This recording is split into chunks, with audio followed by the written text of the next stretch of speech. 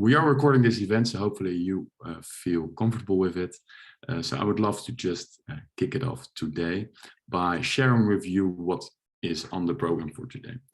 As you might notice, today we won't be discussing greenwashing and how to avoid it, because unfortunately our beloved B Corp van de Jong, who would be presenting the topic of how to avoid greenwashing, has been struck by the C disease, the COVID disease.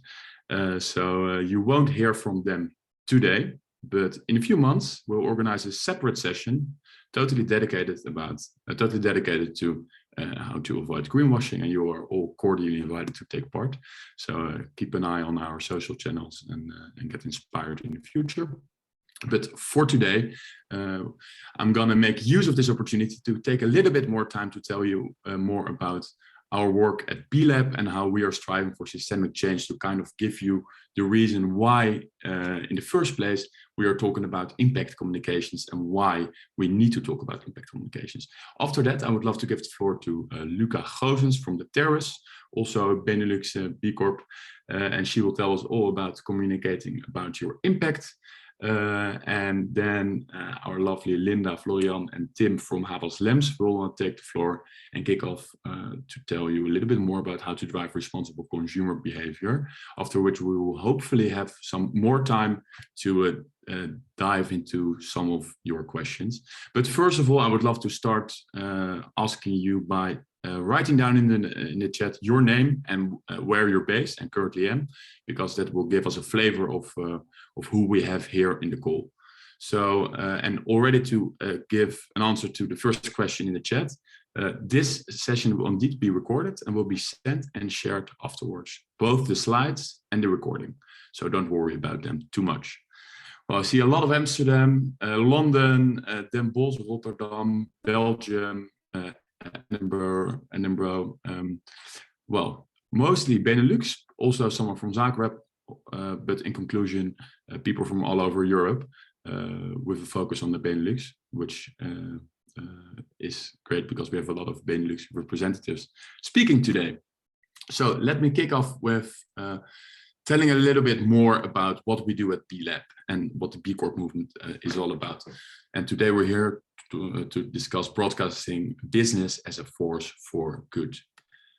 But in order to zoom out a little bit, I think it's very good to provide you with some context of why we're here in the first place. Because unfortunately, our current economic system, as we know it, of which business is one of its key actors, is leading to significant negative impact. I don't have to tell you about the global pandemic, which we have all lived through or are still living through, and all the inequities it has laid bare. And on top of that, also everything we have seen around movements for racial justice, which are luckily gaining momentum. And if we then go to the next slide, we see a few rather worrying some stats. Perhaps please just take some time to reflect on these stats yourself and notice what it does to you. But I would just love to kick off by quoting the latest IPCC report, which was published 2 weeks ago, saying that there is a rapidly narrowing window of opportunity to enable climate resilient development. Any further delay on mitigation and adaptation will miss a brief and rapidly closing window of opportunity to secure a livable and sustainable future for all. Secondly, there are millions of people locked up under miserable working conditions, and almost all of our original forests are gone. And last but not least, around 1/3 of the food produced in the world for human consumption every year gets lost or wasted, while still around 2 billion people suffer from hunger and malnutrition. In short, all of these circumstances, of which Ukraine is another sad example, lead to an urgency to do things differently. And that's why people around the world are stepping up and are demanding change now.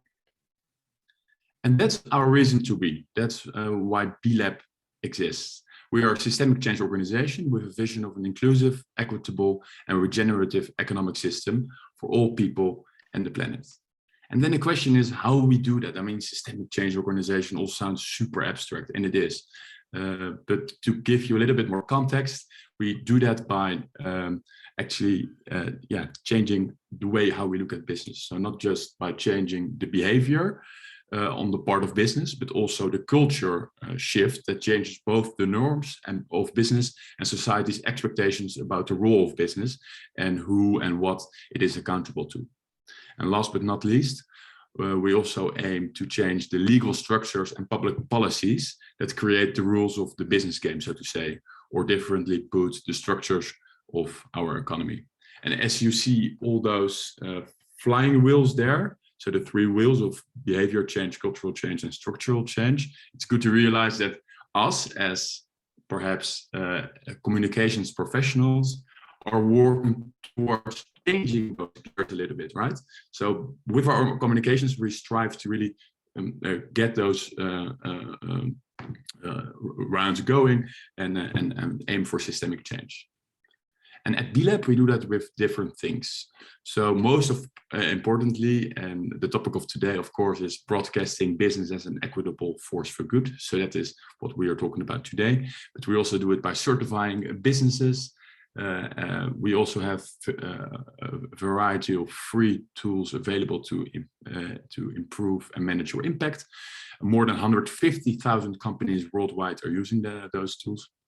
Fourthly, we do that by catalyzing policy change. And fifthly, we do that by really developing a network of local, regional, and global communities for change. And talking about those B Corps who play a very important role in our movement, it's good to realize that we already are quite big. We already have more than 4,600 B Corps globally. And if you take a look at some of the logos here, you probably recognize a few of them. And if not, check them out. They're super cool brands. And these are just a few examples. We have so many more. But what I wanted to show with this is that we are really seeing an immense growth of our European B Corp community with more than 800 currently. And our community of B Corp is growing exponentially around the world. And we can use our collective voices to influence industries, businesses, communities, employees, and consumers to benefit people and the planet. Because communications is more than an awareness tool, it's a tool for systems change. So with that, I would love to give the floor to Luca Goossens, who's the representative of one of our B Corps, the Terrace. And she's gonna give you more practical examples of how to use communications for systems change by telling us more about communicating your impact. Thank you very much. Yes, so Luca Goossens, that is me. Wonderful to see you all. A big number of people here today, so that's good to hear. And I think B-Lab is doing a lot of interesting things during this B Corp month. Sorry, someone is coming in. Yeah, sorry. So thanks, Dan, also for the introduction. And I really love that you ended with stating communications can really be a tool for systems change, as I'm such a big and firm believer in that. And I was also thinking about when COVID just hit us worldwide. And I remember someone saying that climate change should really hire COVID's publicist, because suddenly we saw that if there's a problem that's so direct and clear and tangible, which shows so clearly that there's a danger, then it is possible to suddenly make systems change. And suddenly we were able to change our ways from day to night completely. So really, that publicist, hiring the publicist from COVID, I think, there's really a big communications issue in climate change and sustainability and in what we can, how we can achieve systems change. So yes, I believe communications can be a tool there, but the question, of course, is how. People from Havas Lemz will speak to you a little bit about this, about driving responsible consumer behavior. But first, I'll take some time to talk to you about communicating your impact. And to do so, maybe first introduce myself a little bit. So my name is Luca. I work at the Terrace, and we are a B Corp, as Dan already mentioned. And we combine sustainability consultancy with creative communication to accelerate positive change.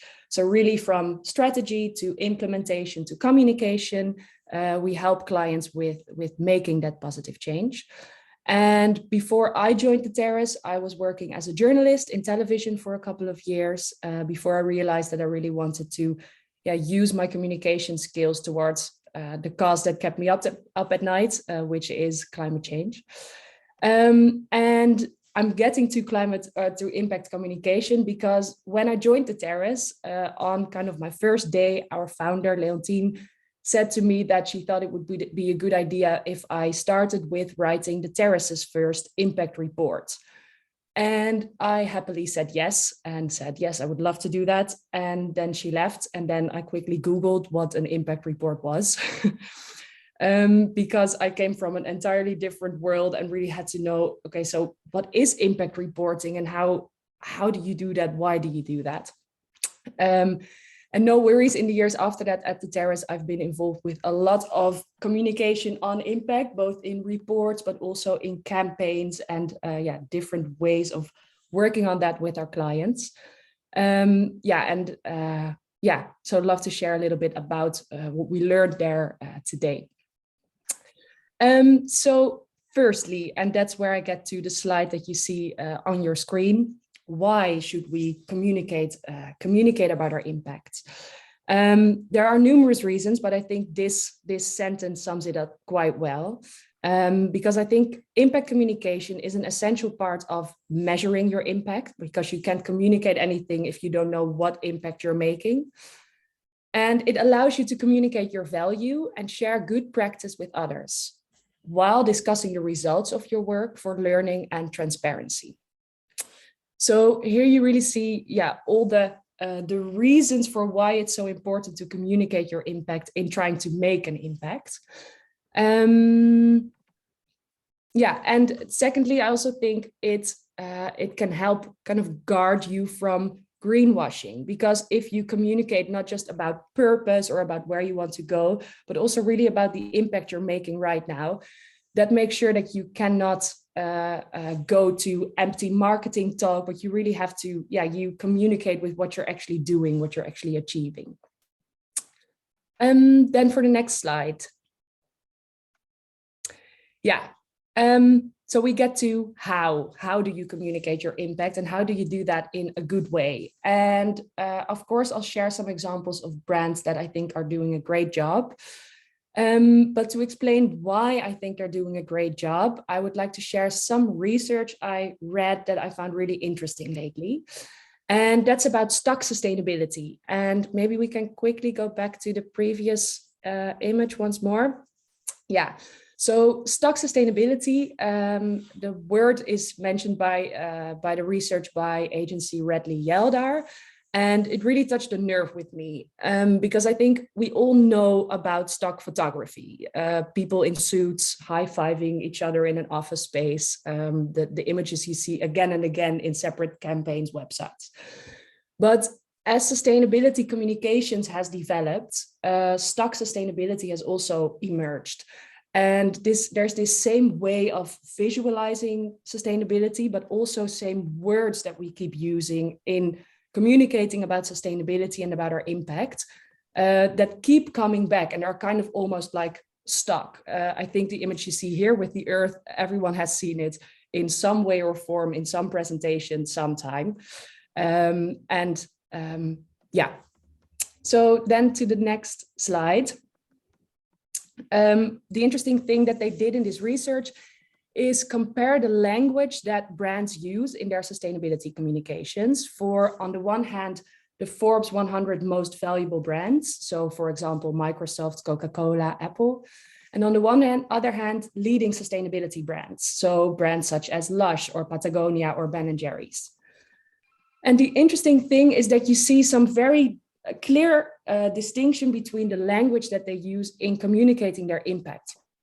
First of all, you see the use of the word sustainability. On sustainability web pages by these most valuable brands by Forbes, you see that the word sustainability comes up again and again, mostly an average of 10 times. While on websites of leading sustainability brands, the word sustainability often doesn't even pop up once or maybe once. And that's really to say that these leading sustainability brands who are really communicating about their impact are super specific in what they are doing. So it's not just about sustainability, it's about the exact impact that they are making and that only they can make. So you really see a difference there in how you, in the language you use and how you can activate people with that as well. Then on this slide, you see it's not only about that word sustainability. They actually found 8 clusters of words and phrases that are being used again and again. And this is what struck a nerve with me, because when I saw this as a sustainability communicator, I felt a little bit uneasy as well, because these are the words that we use a lot of times on commitments, on our future, on the biggest challenge that we have with all of us. And of course, on their own, none of these words are problematic in any way. But if you string them all together and keep on using them, then you get to kind of cliches that are not activating at all for anyone to hear, and also kind of lull us to sleep, because we keep seeing the same ways of communicating. And definitely I and we at the Terrace are also guilty of sometimes doing that, but I really want to activate all of you as well to think outside the box a little bit and not easily go back to these clusters of word, but think more specific about what you're communicating. You see the QR code on the right side. If you want to read the research, it's really interesting. There's more there, then you can scan it. For now, I think we will continue to the next one. Yeah, so these are, when you use all of these cliches together, you get sentences like this. And I think also this is recognizable for a lot of people. So we are committed to protecting the planet for future generations. Together, we can continue our sustainability journey, facing the biggest challenge of our time to build a better world, which is good for the environment, our communities, and for business. Then next. This is what every brand says every day. And then another time next. Full of cliches. So really, you could put this text on any website of every brand that's here right now. This is not the way to do it. So let's all challenge ourselves as well to do better. And then, of course, it's really easy to say how it shouldn't be done, but how do we get to good impact communications? And that's where I'd like to share kind of 3 antidotes to stuck sustainability. So 3 things to think about when you are communicating about impact and to keep in mind with some examples. The first one is to be specific. I already mentioned it a couple of times. And this image is one we use a lot of times with our clients, and it works really well to think about what is the most beautiful thing that your brand can do. And your brand is super important here. So then suddenly communicating your impact is not just about CO2 emissions or water use or waste, but it's about what's the most beautiful thing that you are doing. So are you giving people an education, or are you making sure that that people are gonna change their ways in some way? And so really, thinking about that question and then thinking about, and what is the impact that we are making there? That's the impact that people want to know about. And then shush the S word, it's again there. So sustainability is often not enough. What is sustainability? What does it mean for your brand? And then one example from one of our own clients, actually, and that's on what is the most beautiful thing that the vegetarian butcher can do. I think we all know them from the supermarkets. And last year we got to help them with their first impact report as well. And of course, in that impact report, everything was there on CO2 footprint, on waste, on water. But the most important question is, what's the most beautiful thing you can do? And that is releasing animals from the chain. And you see that in imagery, you can communicate that very well. So you see that they skip a big part of the food chain because they don't give food to animals and then eat those animals, but you just eat the feed straight away. And by showing that in these kind of images, you can very clearly show the impact you are making. And just again to restate, all the other info should be there as well, but make it focused on what you are doing. Then secondly, be honest. And there's an example of Ace and Tate that I really liked. And Ace and Tate not that long ago, got into our community of B Corps. And what I really loved is that they shared on the 7th of March in the morning that they became a B Corp. And that's great news, but a lot of businesses stop at that. They just say, hooray, we became a B Corp. But Ace and Tate decided to also on that day launch their first responsibility report, in which they really showed not just we are a B Corp, but also how did we get there? What changes did we make? How did we change our business to get to this? That we're actually be able to say we are a benefit corporation. And then secondly, what I really loved is that only 4 hours later, they shared a second post, which says, okay, look, we also fucked up. So be honest, share the good and the bad. And in this blog post, they shared everything that they were not proud of. And that could be overlooking their social impact, setting unrealistic carbon goals, ignoring anything other than CO2 impact. There was a lot there, but I think that's where you show real leadership, when you share, yes, this is what's going great, but also really honestly sharing the bad as well. And I think with an eye on the time, I'll go through these two very quickly and go through the last example. These are just two other examples of brands doing a good job in daring to share the bad as well. Tony's, who obviously have a very clear purpose in trying to get to slavery-free chocolate, but of course also make a product that's full of sugar and bad for your health, and who have quite recently decided to just start being very blunt about that and also lobby for a sugar tax, which of course is very bad for their business. So also a good example of showing your impact, also if it's not the impact you wish to create, but being honest about that. Then to the last one. That's about sharing the promising future. And then the second part of the sentence is very important, and how you'll get there.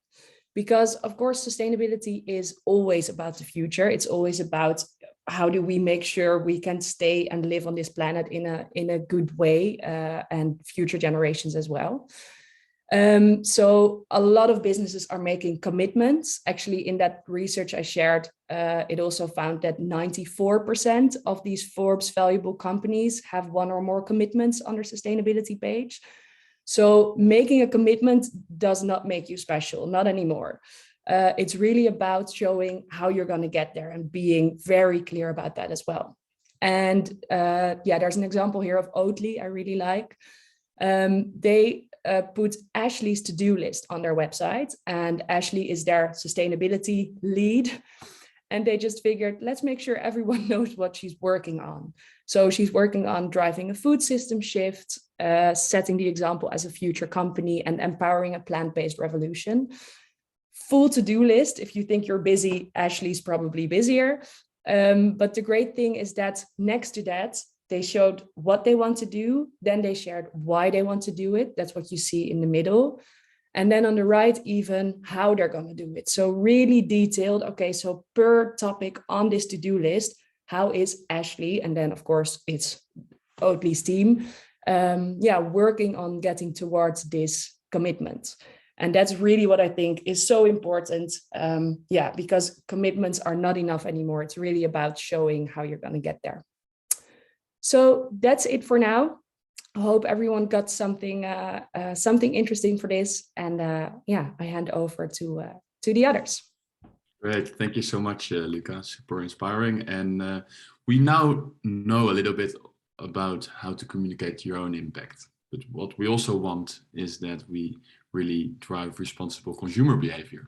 So as a brand, you also have a responsibility, or an opportunity, better said, to also change people's behaviors towards the right direction. And today we're going to hear more about this, both from Linda and Florianne, and also from Tim. So I would love to give the floor to you as amazing representatives from Havas Lemz, also a Benelux-based B Corp.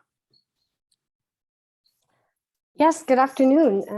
Thank you for the introduction, also for the very interesting first presentation. My name is Linda Knott, and I'm here with my colleague Florianne Rasch and our strategy director, Tim Klaassen, who will especially support us as an expert during the Q&A session. We are here on behalf of our team from Havas Lemz. So for everybody who has never heard of our company, Havas Lemz is a creative agency in Amsterdam, and we are neither a typical advertising agency nor a consultancy, but really a category on its own. We help companies and brands to find a better balance between people, planet, and profit, because we believe that meaningful brands will change the world. And for that, we apply creativity to turn insights into action and to turn purpose to business, so to ultimately have more impact on people's life. And today, as Dan already told, we want to focus on how to drive responsible consumer behavior. So in other words, how to encourage consumption that incorporates environmental and social concerns. But before we start, firstly, remember, sustainability sucks. So people still think that sustainable living is always about less pollution, less consumption, and also less comfort, while people still aspire for more. So since the 1950s, marketers portray and promote the good life as a lifestyle based on consuming as many products and services as you can. So our modern society tells us that more is better, and we buy it. But increasingly, the good life is not making us happy anymore. We know from research that people who voluntarily abstain from consumption are more satisfied with their purchasing decisions compared to consumption-driven individuals. And in general, we also yield greater happiness from purchasing experiences compared to material possessions. So we can see a shift here. Next, please. Furthermore, consumers increasingly expect brands to take a stance on social political issues and engage in pro-environmental change. So as Dan already said before, we are starting to rethink what we do and do things differently. So we demand change. In other words, we really attach great importance to the responsible practices applied by companies. But this also means that brands have to do more. So in order to survive, they need to become more meaningful. Consumers no longer only expect the best service for the best price. We also expect brands to make a difference and to be an extension of our identity. And we at Havas Lemz believe that brands have the power to, first of all, rethink the world and especially the good life they present us. And secondly, to actively be involved in solving social and environmental problems. Of course, we know that despite good intention, people are still very reluctant to allow environmental costs to get in the way of something they aspire to have or to experience. Can we go back one slide? Thanks. So this is really why we need consumers to want a happy and healthy life. That is both more rewarding, but also more responsible and sustainable. So how can we do that, Florianne? Thank you, great question. So first of all, make it simple to create impact. If you want people to engage in a specific behavior, make something complicated accessible by lowering the threshold of doing good. A great example is a campaign by Corn, a producer of meat-free products. They wanted to encourage consumers to lower their carbon footprint by reducing their meat intake through switching from a meat product to the healthy corn alternative. How do you turn a complex and scientific issue like climate change into a positive and compelling message? By boiling it down. So they created one sentence, which makes their mission immediately understandable: helping the planet one bite at a time. This message makes sustainable behavior comprehensible and simple, and it shows that every little change, every meal, and every single bite is a contribution which can make a large difference. Second, in order to make responsible behavior desirable, you have to change the narrative. Innovate a better good life and reward conscious consumption by changing the idea of what really makes people happy. Put people first by finding a strong, recognizable, and relatable human insight. A beautiful example of this is a storytelling campaign by the Dutch platform Marktplaats, where you can buy and sell secondhand goods online. If you click the slide, the video will start, please. Thanks. The TV commercial is in the run-up to the Sinterklaas holiday, traces the journey of a beloved wooden train through years and years and from owner to owner. It shows the joy of giving toys a new life by making younger generations happy. Buying and selling on Marktplaats is associated with solidarity and reflects on the important things in life. Another effective approach to increasing people's engagement is to turn it into a joint effort. Next slide, please. Most people want to do good, but not on their own. They tend to look at each other and think, if others don't act, I don't have to either. So people make people aware that they are not alone, that what they do counts, and that together they can make a difference. A beautiful example is this case from our Havas colleagues in Sydney. In order to prevent the environmental degradation of the Republic of Palau caused by the massive growth of tourism, they created a new entry visa process. All arriving visitors must now sign a pledge, the Palau Pledge, stamped in their passports, signing them up to be environmental stewards. This mandatory agreement is a formal promise to act in an environmentally responsible way on the island. A campaign alone wouldn't have had as much impact as this permanent solution that makes every tourist and Palauan aware of and accountable for their actions. And last but not least, get closer. Next slide, please. People react strongest to what is happening here and now. Make sure you get close to their everyday reality. People naturally focus their attention on their surroundings. When something feels far away, we tend to care and act less. So if you want people to stand up in a sustainable way, you have to get very, very close into people's lives. Some years ago, we worked on a brief for our client Longfonds, which is a Dutch health fund in which we use this principle. This campaign focused on air pollution, which is a large problem and affects our health, but it is an invisible problem. So the Dutch Longfonds made the invisible visible with the campaign for healthy air. With a mobile air check, anyone can check the air quality anywhere. By doing the check, you see what you are breathing right now. More than 3 million people already did the check.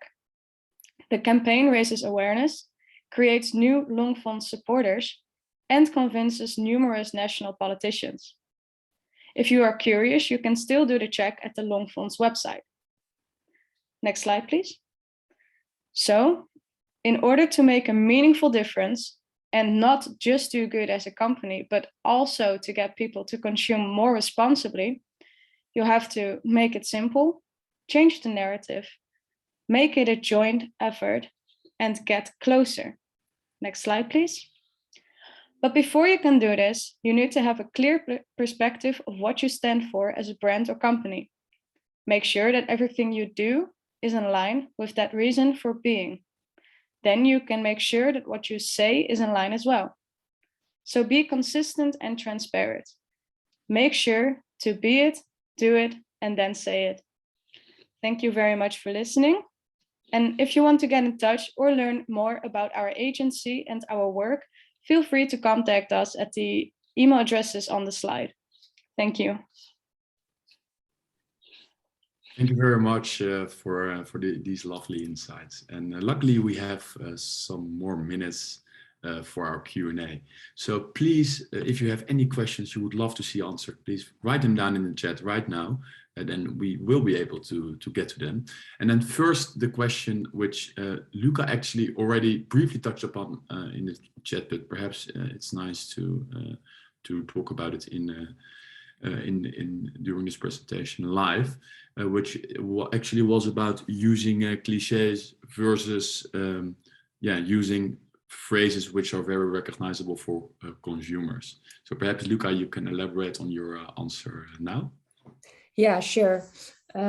Stacy, thanks for the question. And definitely, I don't think any of these cliches are problematic on their own, because as you see, they are also just words that you need to explain what sustainability is about or what your impact is about. It's only a problem when you use them in abundance and all together.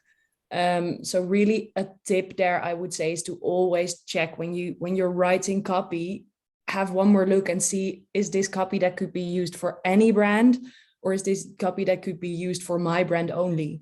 And if you feel like it could be used for any brand, then probably it's important to make it a little bit more specific. Thanks for that, Luca. That really clarifies. And then we have a lovely question from Becca Sampson.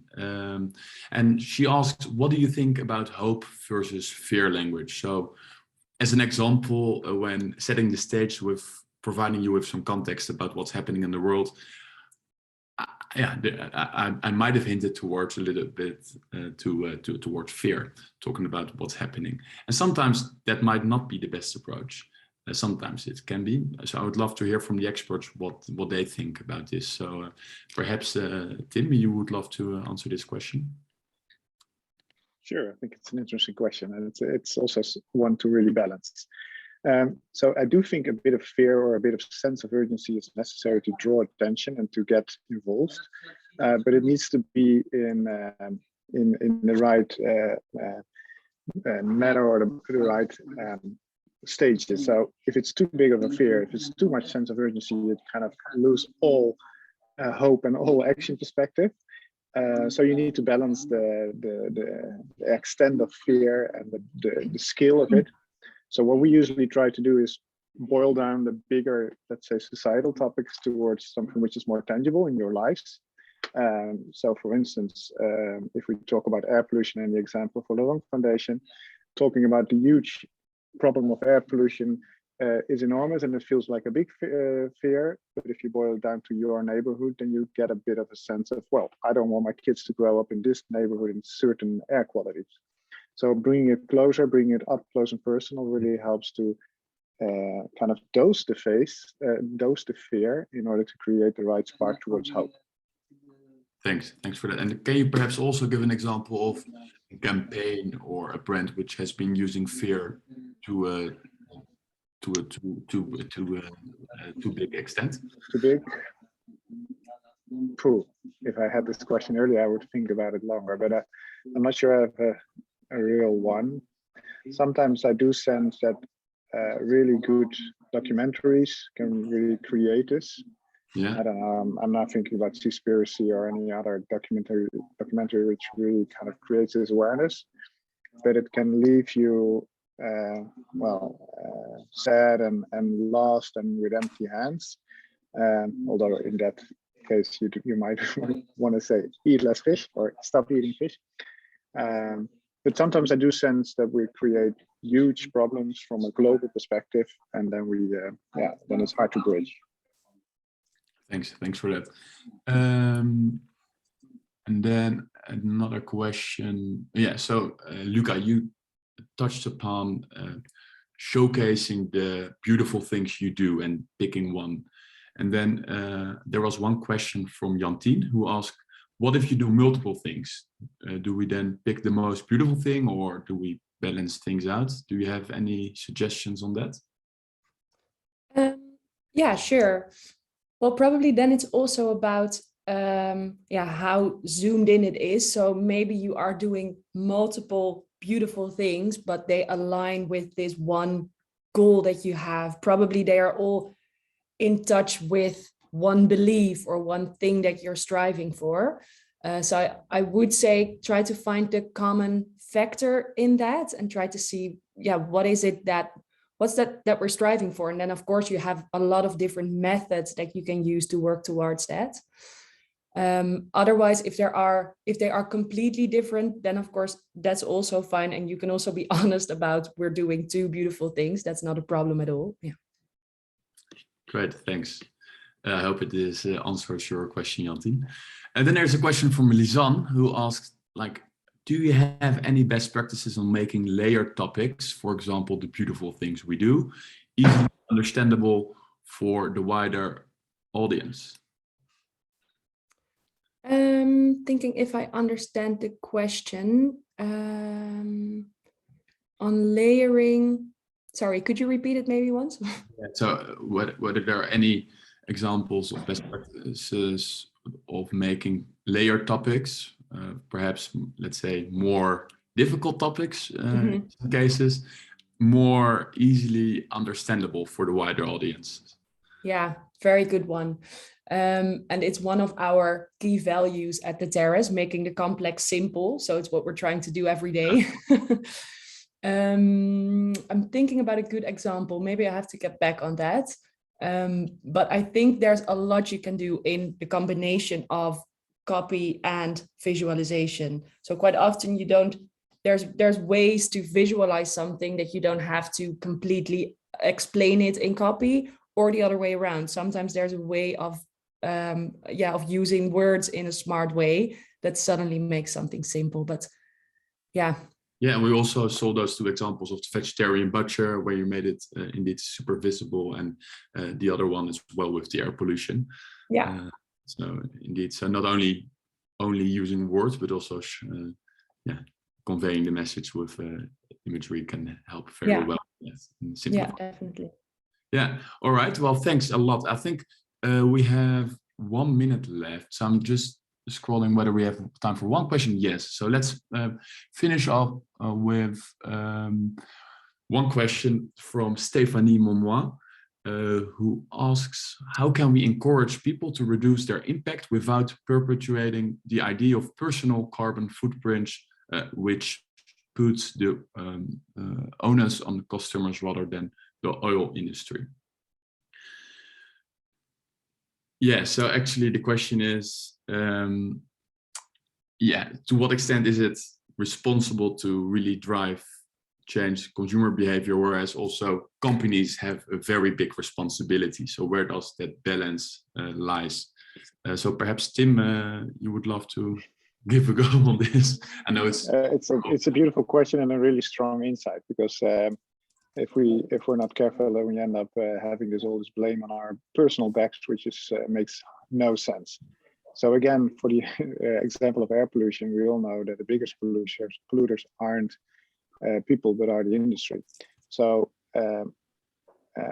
what is the best way to do is to also mobilize consumers to do their part, but also mobilize companies to do their parts. So mobilizing people around awareness of air pollution, and then asking politicians, companies, whether it's local or on a national level, was definitely part of that campaign. So we share the load, so to say, of creating a better future. Lovely, thanks for that balanced answer. And with this answer, I would love to end today's masterclass on communicating in an impactful way, and communicating your impact and driving responsible consumer behavior. Of course, if you have any more questions, please don't hesitate to reach out either to Havas Lemz, the Terrace, or to B-Lab directly. Thank you so much for being here. We would love to see you also in our next webinar, in our next masterclass, which will be all about how to avoid greenwashing. But for now, I wish you an amazing day, and let's all continue broadcasting your business as a force for good. Thank you all. Bye-bye.